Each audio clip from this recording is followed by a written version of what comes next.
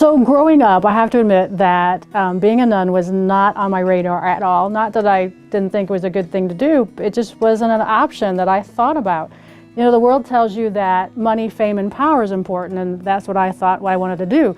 So I actually wanted to be a rock star. Yeah, I look like a rock star, don't I?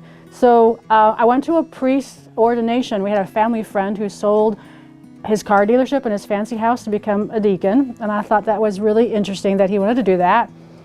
And then a year later, he invited us back to his ordination, and during that ordination, I saw all these priests and nuns, and I thought, well, what do priests and nuns do all day long? I mean, I know Father says Mass and Sister probably teaches or something, but what else do they do? And then I thought, well, it doesn't really matter because that's not what I'm doing.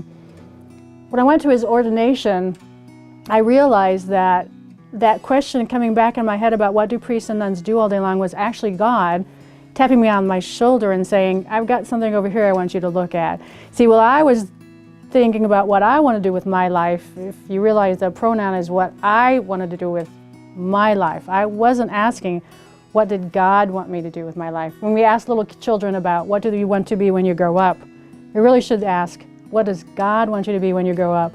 So I kind of gave up the idea of being a rock star, but I did have a problem. My first problem when I decided that I should answer God's call was that I didn't know any nuns. So I went to my pastor and he gave me some information about some sisters. And then my second problem is my boyfriend, I was engaged. So I had to break the news to him that I thought God was calling me to something else, which he took very well. And we decided that we would follow God's calling instead of our own calling. And so I wrote to about 12 different communities. I visited about 6 or 7.